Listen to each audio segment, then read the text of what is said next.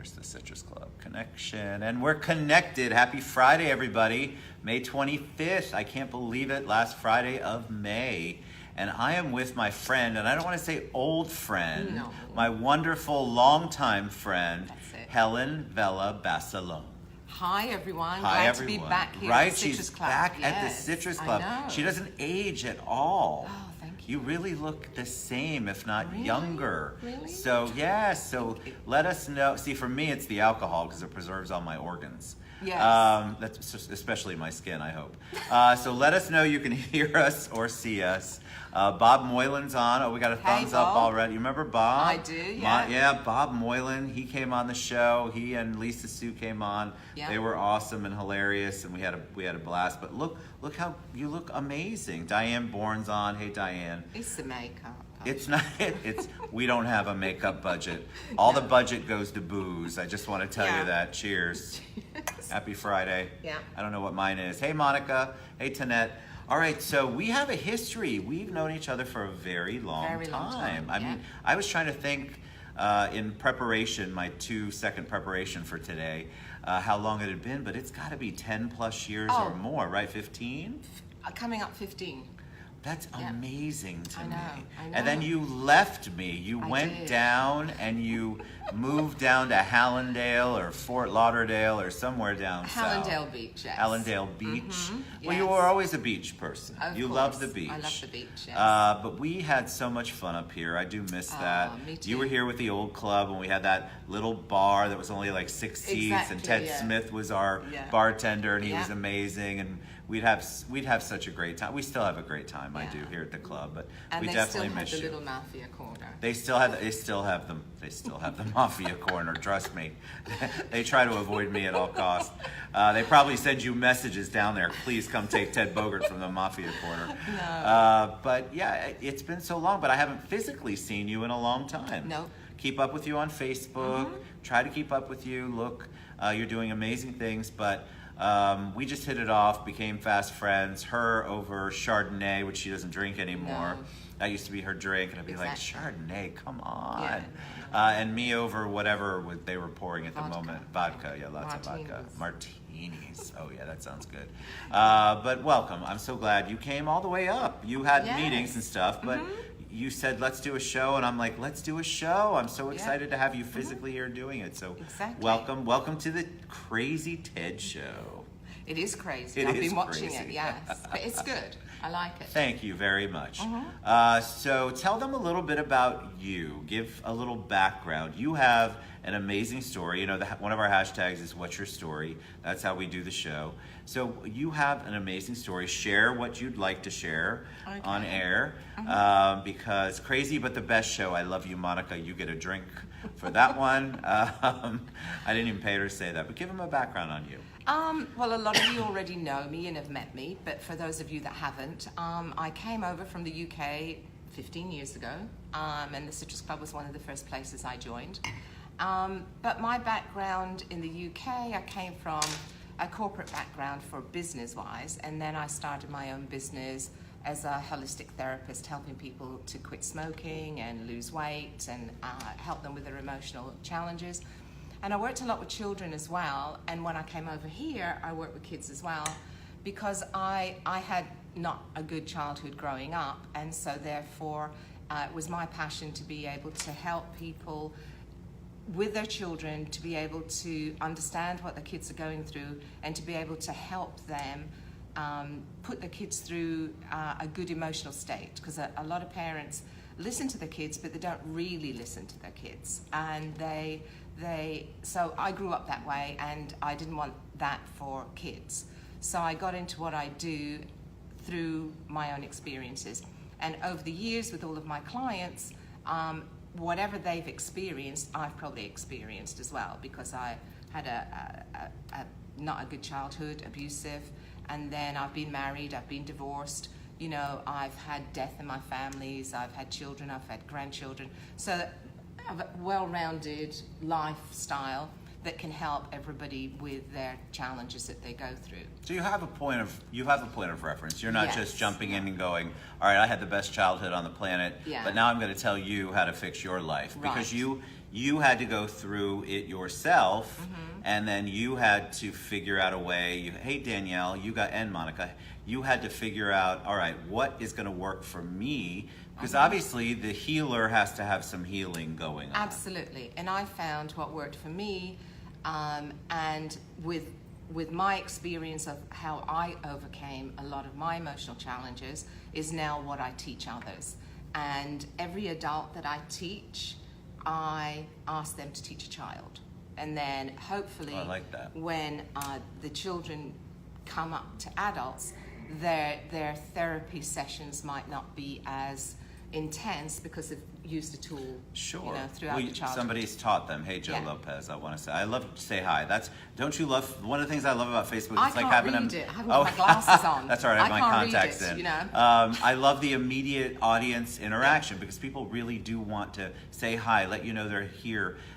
Monica said that so much in common, and I know parts of Monica's story, and I think people do resonate. I think people don't talk enough about what they go through, which is why I try every chance I get to talk about, hey, Melody Garcia, I don't know if you remember her, she's lovely, great friend. People don't talk about it because there's still a stigma about, well, gosh, I can't talk about I had an abusive childhood. That will be bad for my parents or the rest of my family. And then if you can't talk about it, then you can't move past, you can't heal. So you were able to do that through different things, and that's what you decided to dedicate your life to. Yes. And also one of the things, when a client first comes to me and we do talk about what they've gone through, and then I tell them that 99% of people that I come across have gone through similar things, that in itself is a big relief to them. It is. Oh, I'm not the only one? Wow. And people really do feel alone, like I'm the only one that went through it. And so the more that we talk about it, the more that you and I become vulnerable, you all become vulnerable, then people go, wow, I'm not all by myself in this. Exactly. And so what was your first step in your healing? We talked about it, the title of the show is Tapping Stress, Anxiety, Solutions for Stress and Anxiety. But what was your first step in the healing? How did you come to know that would be beneficial for you? The death of my dad. When my dad died, I was very, very close to my dad, and I took it very, very hard. And 5 years after his death, it was still like it was yesterday. I was a mess. I was not good. I wasn't forming myself very well. I was depressed. I was drinking, all these sorts of things because I missed my dad so much. Sure. And I couldn't even speak about him. Right now I can speak, but I couldn't speak about him at all. And any of our favorite songs that came on, I would be, not just tears, sobbing the whole time. So I figured that I needed to do something about that. So I went to someone who was going to help me, and they used techniques that I'd never heard of before, and it worked immediately. Isn't that awesome? And I thought, wow, this is great. This is what I need to help teach others as well. And the first thing was neuro-linguistic programming, which is NLP. And neuro-linguistic programming changes the way your brain works, and it gets you out of your, for want of a better word, stuckness. So when your brain gets stuck, the amygdala gets stuck with the stress levels and all that sort of stuff, it gets you unstuck. And so what she did for me was so great. So I then took certification and qualifications in neuro-linguistic programming, so much so that I became a master trainer in the art of NLP. So it had done so much for you, and you saw the good that it did for you and that it was doing for other people. Exactly. You're like, this has to be part of what Absolutely. I want to do with my life. And while I was being trained on NLP, you have to go through your stuff. So you go through everything you've gone through, because if someone comes to me with something I've gone through that triggers me, I can't then help you because I'm triggered. So now I don't get those triggers because I've gone through the healing process. But while I was on my NLP training, there was one of the attendees who turned out, we're still very good friends. She was scared of birds, and we were outside and there were all these birds around. And she's having this massive panic attack. And one of the ladies in the room came up to her and started doing this stuff all over her face. And we're going, what on earth is she doing? Wow. You know, and within seconds, she wasn't scared of birds anymore. So I thought, what is this stuff? And it was called emotional freedom techniques. And that is the one thing that I took the course, I got certified, and I'm a master trainer and coach and everything on emotional freedom techniques and all the meridian energy therapies. And this is the one tool that is so easy to teach. It is so effective immediately that it's the one thing I use every single day. I tap every day myself. So I want to talk. It's called tapping. We have one question, and I just want to clarify. Danielle asked, is NLP anything like behavioral cognitive therapy? Similar, but NLP actually is the study of excellence, and you reverse engineer the brain. So what you do with it is your limiting beliefs and your, it's like a computer. So your brain's a computer, and you've got different software packages in your brain. So you got a package from your coach, your teacher, your parents, your friends, all that sort of thing. So each piece of that software can be either resourceful or a nightmare. So what NLP does is help you reprogram the software, delete the software, and give you new software. And that's about the easiest way I can explain it. That's awesome. Okay. Yeah. All right. So I have to tell you, just to tell you a couple of, my audience has a sense of humor. So when I did the topic, and I did it at the beginning of the week, I had a few people who still have the 4th grade humor. They're like, tapping? Ted, is this a family show? And I said, come on, maybe you should tune in and watch. But people don't understand the tapping part. And then Danielle's got one more question, which I want people to be able to ask. Okay. Is it recommended to help people with TBI, traumatic brain injury? Yes. Absolutely. And then Tanette, you definitely want to meet. If you're here, I'll introduce you to Helen after the show for sure, and then I'll connect you guys. But yes, but people were like, tapping, Ted, come on, are you really, is that how you're digressing, Ted? I go, no, it's not about that. How about Google for a change, something? Yes. So tapping, so talk about that. Okay. Talk about tapping, because Right. it's physically tapping. Yes, it is. I'll show you. It's emotional freedom techniques, but we call it tapping because you actually tap on meridian points. It's 5000 BC. It's not New Age, and it's not something I invented. It's an ancient Chinese art, which is similar to acupuncture without the needles, and it works on your meridians. So the premise is any unresolved emotional challenge that you have is trapped in your meridian energy system. So while you're in a negative state, so in my case, grief, so I was in a state of grief, you can tap on the meridian points while you're in that state. The vibration goes down the meridians and it releases that particular emotion that you were going through at the time. You don't tap on positive emotions, you just tap on negative ones. So if you're going through stress, anxiety, sadness, grief, guilt, all of those, anger is a big one, fear, you tap on all of them. So you work, there's a whole thing, if you go to my website, manageanxieties.com, there's a whole page about how to do it, why it's done, and what you say. And you say all the negative things. So for example, you would say, I'm sad about what's going on in the world today. I'm upset because I've lost my dad. So the more specific you are about the emotion you're feeling, the quicker it disappears. Does it? And I promise you, we will share. We have lots of questions about sharing your website, and we're going to share all of Helen's contact information at the end. I promise, and then we'll share the video again. Are there specific places, like with acupuncture? There are specific parts that you put the needles in. Are there specific parts you tap? Yes. Depending on the emotion or the issue that you're dealing with? Yes, you can, but what I teach is we cover all the bases. So instead of just tapping on one point for one emotion, if you tap on all of them, it's like a question mark. It goes around like this. So these are the points on your face that you tap on. And then you tap on your collarbone and the top of your head. That covers all the bases, right?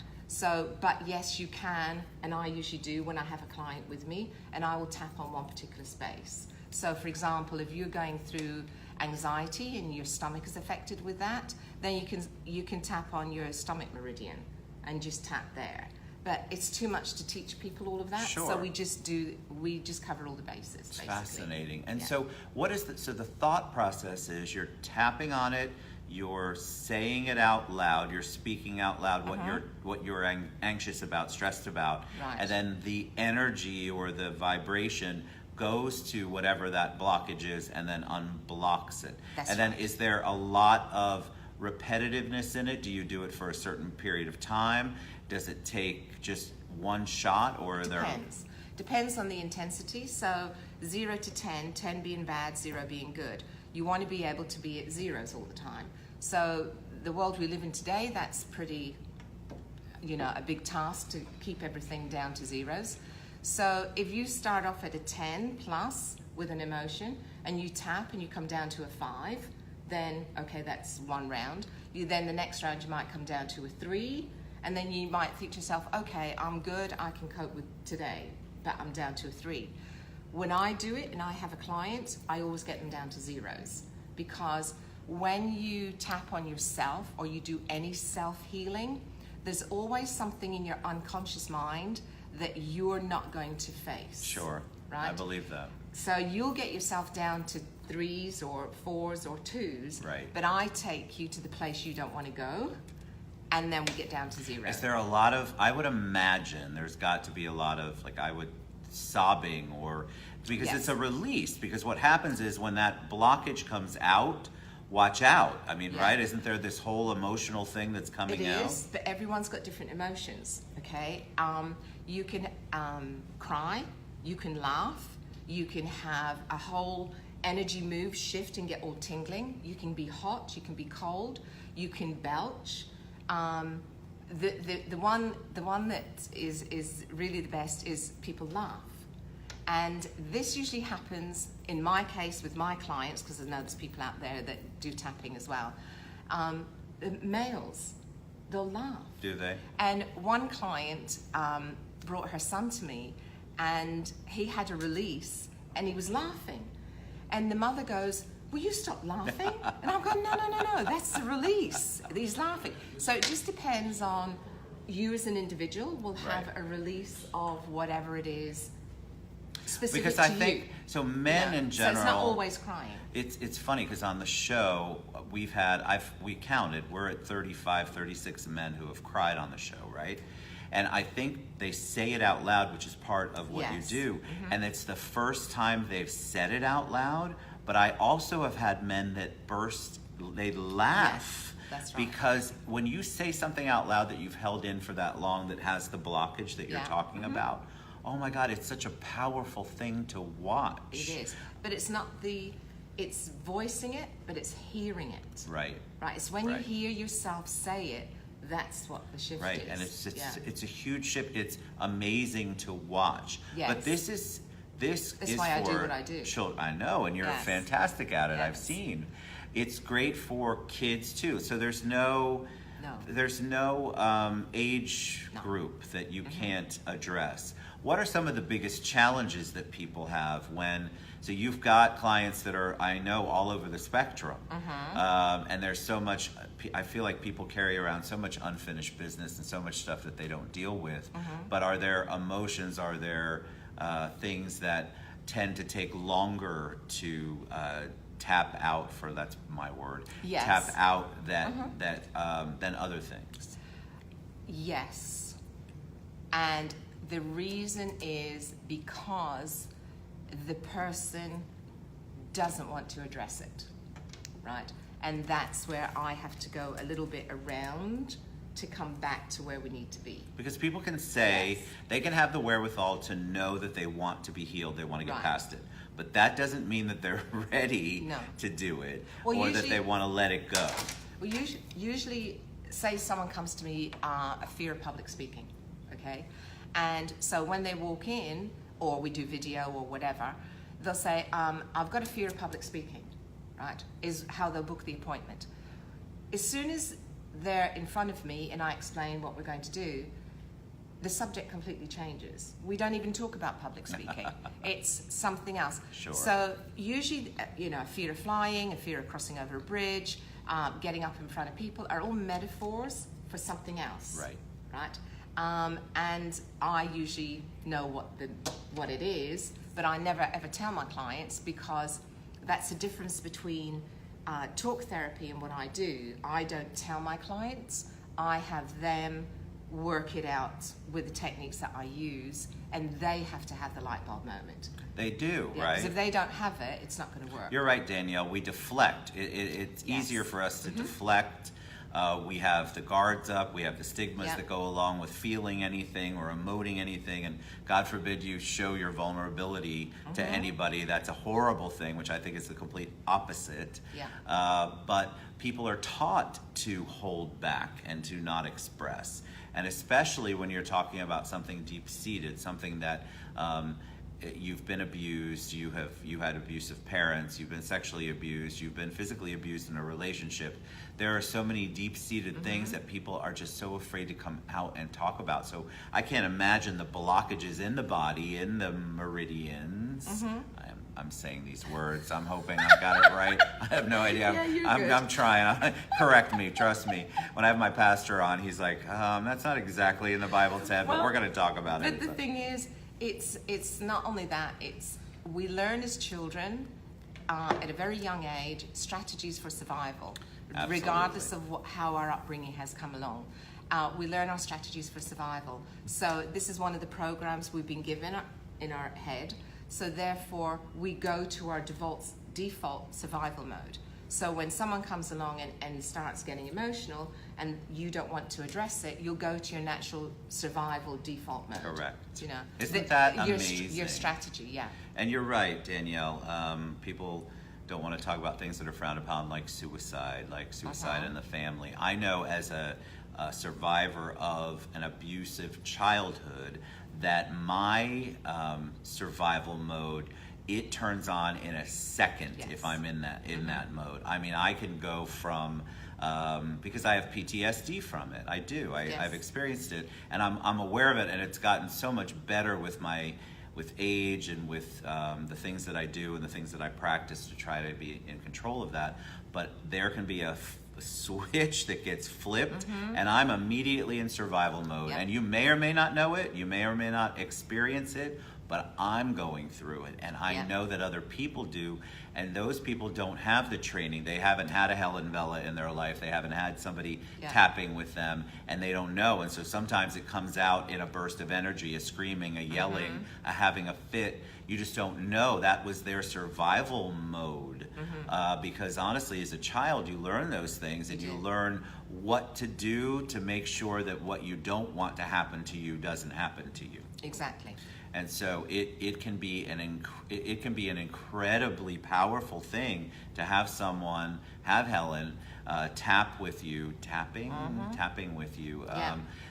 And once you learn how to tap, you tap every day, because once you clear the old stuff, you don't want any new stuff piling up again. No. So, and we go through stresses every day, sitting in traffic, the normal everyday stuff, what's going on in the world. All of that leads to all sorts of stress, and depending on the type of person you are will depend on how stressed you get. So if you tap every single day, it keeps it from being up there. When I was doing this 25 years ago, my intake form says, one of the questions is, what's your resting stress level? And in the old days, it was like 2s and 3s, maybe a 4, 5 if they were having a bad day. Now, without exception, they all come in at 7s, 8s, and 9s. I believe that. So you People are start so the day off stressed. already up there. Yes. So it only takes one thing to set you over the edge. Right. And that's why people, when they're stuck in traffic, they're honking or they get out the car. Whereas 10 years ago, they would just go, oh, okay, I'm going to be 5 minutes. Right. But That now wasn't it's- going to be the thing that sent them over the edge. No. Now they're so heightened, that Yes. stress level is so heightened that anything can set them off. Yes. I watch it. I sometimes watch it on the show. People will start talking and somebody will watch someone's comments, and I'm glad you can't see. Everybody's been so positive, by the way. They've been loving and Can't see. wonderful and awesome. I put my But glasses there on. are some people that will have a comment and they'll see it, and I can actually physically feel the rage over here, the energy shift, and I have to shift completely to something else. I have to go into self-deprecating humor, which, by the way, is one of my things I learned as a child. Self-deprecating humor. I have to go into that in order to deflect, because I had that in my life. And so as a child, I learned how to diffuse it. But people literally like that on a dime will snap into it. I'm like, wow, okay, we have got to figure out how to get you here so that those triggers don't set you off immediately. Exactly. But you need what they call negative comments, but they're not really negative comments. It's people's experiences. And everybody has a different experience, and you can work with that experience. You know, I listen to negative all the time. I mean, that's my job. I listen to negative stuff all day. So, but I don't judge or have an opinion or anything, because it's your stuff, not mine. Correct. And I'm finding out how I can help you the best way I can help. But the one good thing about tapping and NLP, and I also do hypnosis, is I don't have to hear the story. You don't have to repeat the story. All you have to do is have the image and the emotion. That's it.